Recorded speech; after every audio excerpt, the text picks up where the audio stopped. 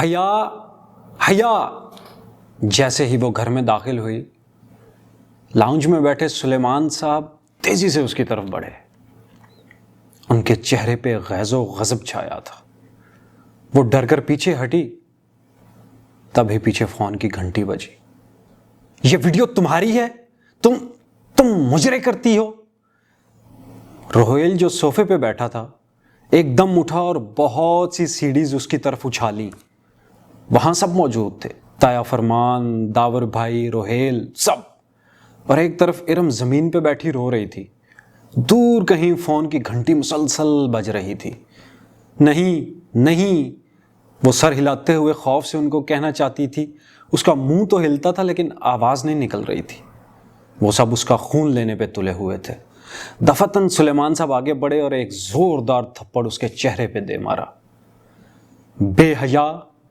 بے حیا، اسے تھپڑوں سے مارتے ہوئے سلیمان صاحب کہہ رہے تھے۔ ان کے لب ہل رہے تھے مگر ان سے آواز ڈالی کی نکل رہی تھی۔ وہ سلیمان صاحب نہیں تھے، ڈالی بول رہی تھی۔ ڈالی، پنکی، بے حیا، پنکی کی انگلیاں، فون کی گھنٹی۔ وہ ایک جھٹکے سے اٹھ بیٹھی۔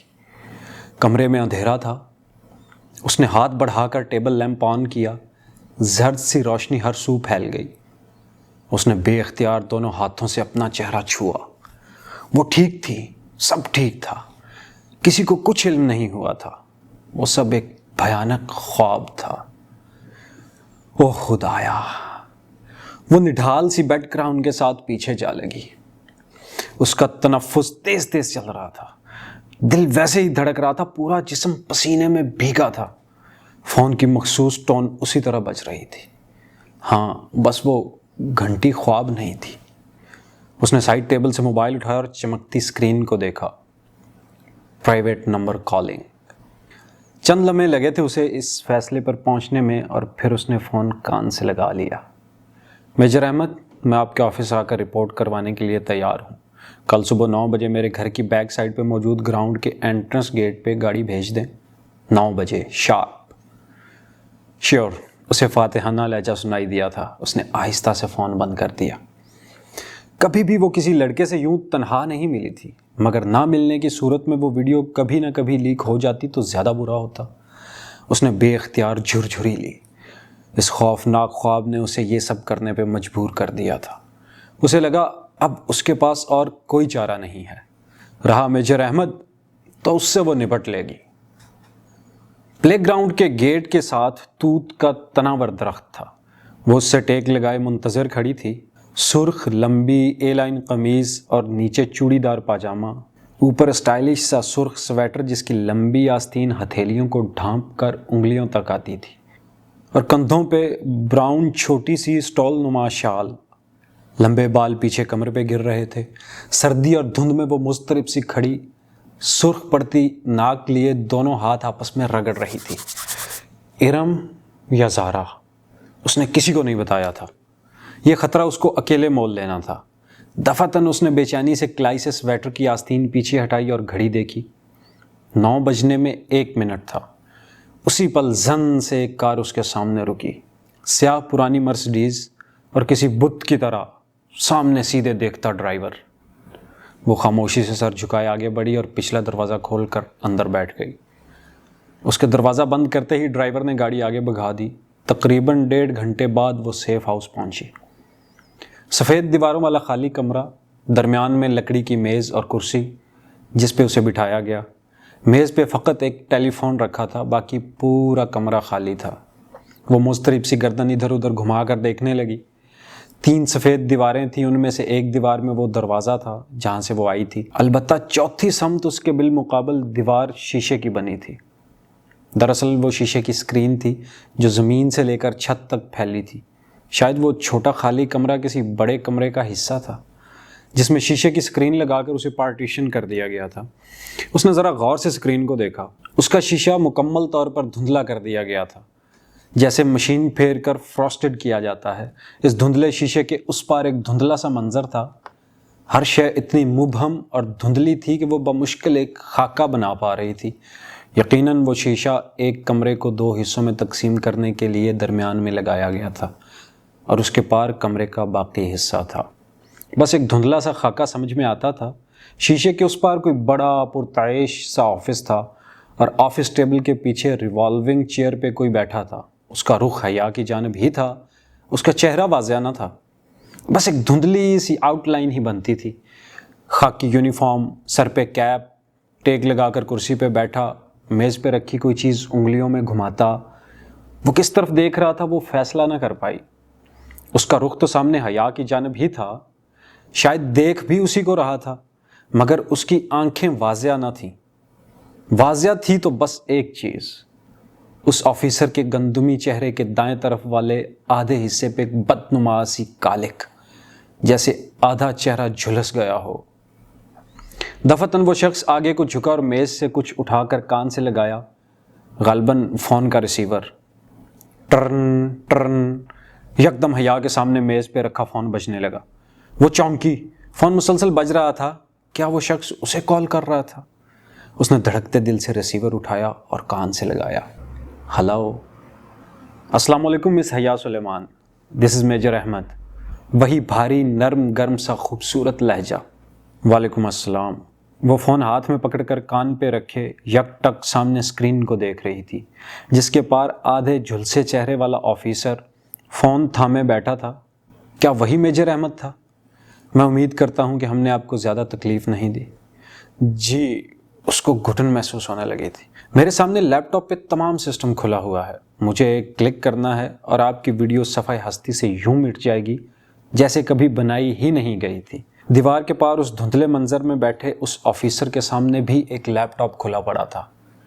تو وہ میجر احمد تھا، مگر سامنے کیوں نہیں آتا تھا؟ اور شہر کے ایک ایک بندے سے میں یہ ویڈیو نکلوا چکا ہوں، بولیے حیا، میں کلک کر دوں۔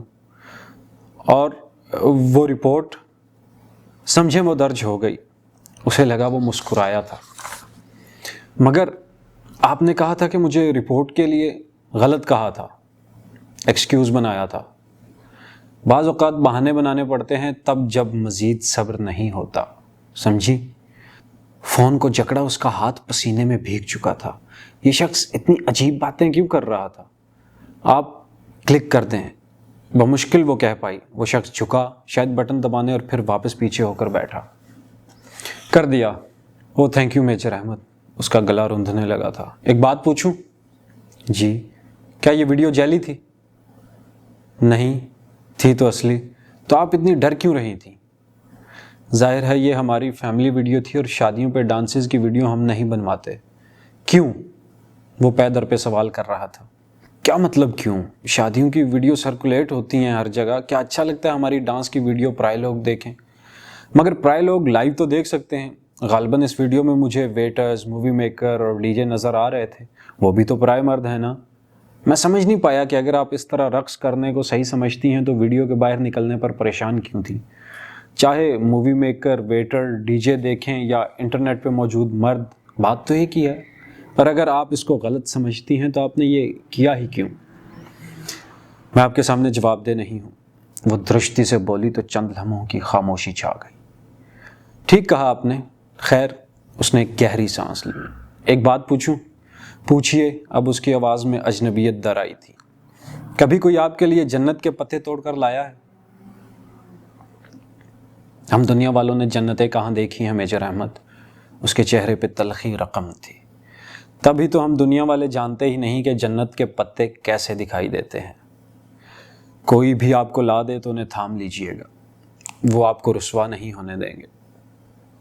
اس کے چہرے کی تلخی سکوت میں ڈھلتی گئی۔ وہ ٹھہر سی گئی۔ دھندلی دیوار ابھی تک اس کے سامنے تھی۔ کون تھا اس پار؟ آپ سن رہی ہیں؟ جی۔ وہ چونک کر سنبھلی۔ میں چلتی ہوں۔ وہ ریسیور کان سے ہٹانے ہی لگی تھی کہ وہ کہہ اٹھا، ایک منٹ، ایک آخری سوال کرنا ہے مجھے۔ وہ اٹھتے اٹھتے واپس بیٹھ گئی۔ جی پوچھئے، آپ مجھ سے شادی کریں گی؟ اسے زور کا دھچکا لگا تھا۔ وہ گنگ سی پھٹی پھٹی نگاہوں سے دھندلی دیوار کو دیکھے گئی۔ بتائیے مس حیا۔ اس کے لب بھینچ گئے۔ حیرت اور شوق پہ غصہ غالب آ گیا۔ مس حیا نہیں، مسز حیا۔ چبا چبا کر ایک ایک لفظ بولتی وہ پرس تھام کر اٹھی۔ فون کا ریسیور ابھی تک پکڑ رکھا تھا۔ کیا مطلب؟ وہ واضح چونکا تھا۔ افسوس کہ میرے بارے میں اتنی معلومات رکھنے کے باوجود آپ میرے بچپن کے نکاح کے بارے میں لا علم ہیں۔ وہ نکاح جو میرے کزن جہان سکندر سے میرا بچپن میں ہی پڑھا دیا گیا تھا۔ میں شادی شدہ ہوں اور میرا شوہر ترکی میں رہتا ہے۔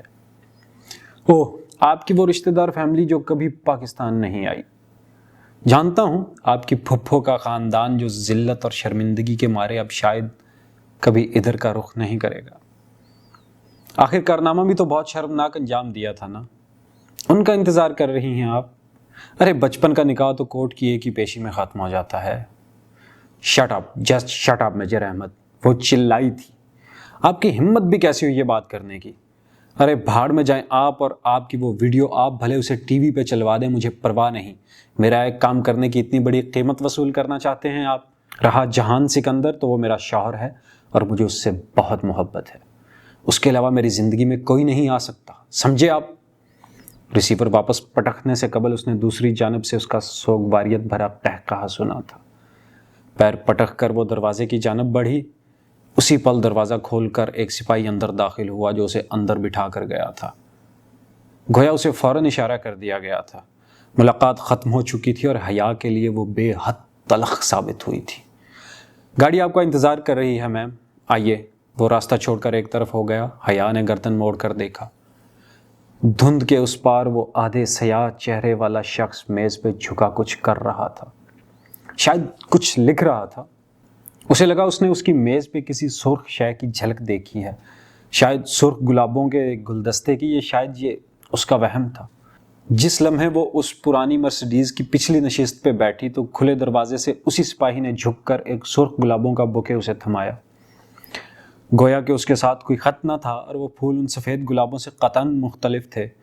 پھر بھی اسے یقین ہو گیا کہ وہ گمنام خطوط بھیجنے والا میجر احمد ہی تھا اور وہ اسے بہت پہلے سے جانتا تھا۔ یہ جا کر اپنے میجر احمد کے منہ پہ دے مارو۔ اس نے بوکے واپس سپاہی کے بازوں میں پھینکا اور دروازہ کھٹاک سے بند کیا۔ مرسیڈیز زن سے آگے بڑھ گئی۔ حیا شام میں ارم بھاگتی ہوئی آئی، خوشی اس کے انگ انگ سے پھوٹ رہی تھی۔ وہ ویڈیو اس ویب سائٹ سے ریموو ہو گئی ہے۔ اس نے فرط جذبات سے تقریباً بیڈ کراؤن سے ٹیک لگائے بیٹھی حیا کو جھنجھوڑ ہی دیا تھا۔ مگر کیسے ہوا یہ سب؟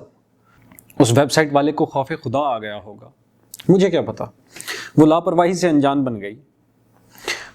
شاید، مگر اچھا ہی ہوا۔ او ہاں، تمہاری ترکی کی فلائٹ کب ہے؟ پتہ نہیں، پہلے پاسپورٹ تو ملے پھر ہی ویزا ملے گا۔ اس کو ارم کی موجودگی سے کوفت ہونے لگی تھی، کچھ اس کے تاثرات سے ہی ظاہر تھا۔ ارم جلد ہی اٹھ کر چلی گئی، وہ پھر سے اپنی سوچوں میں الجھ گئی۔ میجر احمد، اس کا آدھا جھلسا چہرہ، سامنے نہ آنا، پردے کے پیچھے سے بات کرنا، اور وہ اس کی عجیب فلسفیانہ باتیں، جنت وغیرہ کا تذکرہ، باز پرس کرنا، اور پھر شادی کا سوال۔ او خدایا، کیسا عجیب آدمی تھا وہ۔ اور اس کی ایک بات جس کے بارے میں وہ اس وقت شدید عالم طیش میں ہونے کے باعث سوال نہیں کر سکی تھی، آپ کی پھپھو کا خاندان جو ذلت اور شرمندگی کے مارے اب شاید کبھی ادھر کا رخ نہیں کرے گا۔ کیوں کہی تھی اس نے یہ بات؟ کیسی ذلت و شرمندگی، کیسا شرمناک کارنامہ؟ پھپھو کا خاندان واقعتاً پلٹ کر نہیں آیا تھا تو کیا اس کی وجہ ان کے اپنے ملک اور خاندان سے بیزاری نہیں تھی جیسا کہ وہ قیاس کرتی تھی، بلکہ کوئی اور تھی، کوئی ذلت آمیز کام جو انہوں نے سر انجام دیا تھا؟ اور انہوں نے کس نے؟ پھپھو، ان کے شوہر، یا جہان سکندر نے؟ کیا گتھی تھی بھلا؟ مگر میجر احمد سے وہ استفسار کر نہیں سکتی تھی، نہ ہی اس کا دوبارہ کوئی فون آیا تھا۔ پھر اور وہ خطوط، وہ گلدستے، وہ بھی اسی نے بھیجے تھے۔ اسے اس کی سبانجی جانے کا کیسے علم ہوا؟ یقیناً وہ اس کی کال ٹیپ کر رہا تھا۔ جب زارا کو اس نے بتایا تھا تو وہ اس وقت یقیناً اس کے گھر کے باہر ہی ہوگا، مگر وہ گلدستہ تو کچن کی ٹیبل پہ رکھا تھا، تو کیا ان کے گھر بھی داخل ہو سکتا تھا اور اس کے کمرے میں بھی؟ خوف کی ایک لہر نے اسے اپنے حصار میں لے لیا۔ وہ اٹھ کر کمرے کا دروازہ لاک کرنے ہی لگی تھی کہ فاطمہ بیگم دروازہ کھول کر اندر آئیں۔ حیا، تمہارے ابا تمہیں بلا رہے ہیں۔ اوکے، آ رہی ہوں۔ اس نے تکیے پہ رکھا دوپٹہ اٹھا کر گلے میں ڈالا، سلیپرز پہنے اور باہر آئی۔ ابا، اس نے انگلی کی پشت سے ان کے کمرے کا دروازہ کھٹکھٹایا۔ آ جاؤ حیا، اس نے دروازہ دھکیلا تو وہ کھلتا چلا گیا۔ سامنے بیڈ پہ سلیمان صاحب بیٹھے تھے، سوچ میں ڈوبے، متفکر، اسی کے منتظر۔ ساتھ ایک طرف صوفے پہ فاطمہ بیگم موجود تھیں، ان کی خوبصورت آنکھیں سوگوار تھیں اور باوقار سراپے پہ افسردگی چھائی تھی۔ آپ نے بلایا تھا ابا؟ ہاں، آؤ بیٹھو۔ وہ خاموشی سے سر جھکائے چلتی ہوئی آئی اور بیڈ کی پائنتی پہ ٹک گئی۔ سلیمان صاحب چند لمحے خاموش رہے، شاید وہ کوئی تمہید سوچ رہے تھے، مگر حیا کو امید تھی کہ وہ بنا تمہید کے ہی سیدھی بات کر ڈالیں گے۔ میں نے ایک فیصلہ کیا ہے۔ اس نے گردن اٹھائی، وہ بہت سنجیدہ دکھائی دے رہے تھے۔ اب تمہیں کورٹ کے ذریعے سبین کے بیٹے سے خلا لے لینی چاہیے۔ کوئی اس کے منہ پہ چابک دے مارتا تب بھی شاید اسے اتنا درد نہ ہوتا جتنا اب ہوا تھا۔ میں نے وکیل سے بات کر لی ہے، عدالت کی ایک پیشی میں علیحدگی ہو جائے گی اور جتنے بیزار وہ لوگ ہم سے ہیں یقیناً انہیں اس بات سے بہت خوشی ہوگی۔ اس نے شاکی نگاہوں سے ماں کو دیکھا تو انہوں نے بے بسی سے شانے اچکا دیے۔ تمہارے ابا ٹھیک کہہ رہے ہیں، اور اس کے علاوہ کوئی چارہ بھی تو نہیں ہے۔ ان کے رویے سے صاف اندازہ ہوتا ہے کہ وہ اس رشتے کو رکھنا ہی نہیں چاہتے۔ ابا، کیا یہ واحد حل ہے؟ بہت دیر بعد وہ بولی تو اس کی آواز میں ٹوٹے خوابوں کا دکھ تھا۔ کیا اس کے علاوہ بھی کوئی حل ہے؟ حیات، دنیا کا کوئی باپ اپنی بیٹی کا گھر نہیں توڑنا چاہتا، اور میں کبھی تمہیں یہ نہ کہتا، لیکن کس قیمت پر ہم یہ رشتہ نبھانے کی کوشش کریں جب وہ کوئی امید ہی نہیں دلاتے؟ اگر آپ کو واقعی لگتا ہے کہ آپ میرا گھر بسا ہوا دیکھنا چاہتے ہیں تو مجھے ترکی جانے دیں۔ وہاں میں اس کو ضرور ڈھونڈوں گی اور پوچھوں گی کہ اگر وہ گھر بنانا چاہتا ہے تو ٹھیک ہے، ورنہ مجھے طلاق دے دے۔ اگر نہیں دیتا تو وہیں کورٹ چلی جاؤں گی، مگر مجھے یہ آخری کوشش کر لینے دیں پلیز۔ وہ خاموش ہو گئے، شاید قائل ہو گئے تھے۔ ابا، آپ مجھے 5 ماہ کا وقت دیں، اگر اس کے آخر میں بھی آپ کو لگے کہ مجھے خلا لے لینی چاہیے تو میں آپ کے فیصلے میں آپ کے ساتھ ہوں گی۔ وہ اٹھی اور پھر بنا کچھ کہے کمرے سے نکل گئی۔ وہ خبتی لڑکی اسے کلاس کے باہر ہی مل گئی تھی۔ وہ فائلیں سنبھالتی باہر جا رہی تھی جب اس نے حیا کو روک لیا۔ سنیں مس سلیمان، وہ جیسے مجبوراً اسے مخاطب کر رہی تھی۔ حیا نے کوفت سے پلٹ کر دیکھا، وہاں خدیجہ رانا کھڑی تھی، آنکھوں پہ بڑا سا چشمہ لگائے، بالوں کی اونچی پونی باندھے، سینے سے فائل لگائے۔ ڈی جے، جسے ڈی جے صرف اس کے فرینڈز کہا کرتے تھے اور وہ اس کی فرینڈ نہ تھی، نہ بننا چاہتی تھی۔ جی خدیجہ، بادل نخواستہ اس نے ذرا مروت سے جواب دیا۔ آپ نے ویزا کے لیے اپلائی کر دیا؟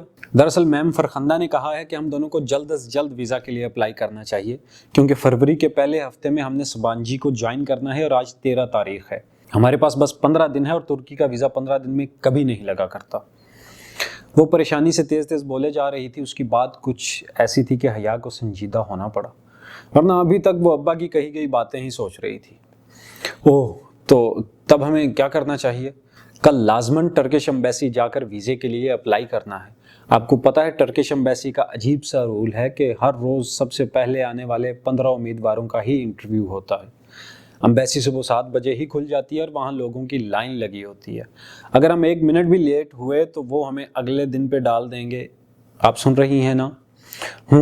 جی، اس نے غائب دماغی سے سر ہلایا، پتہ نہیں وہ کیا بولے جا رہی تھی۔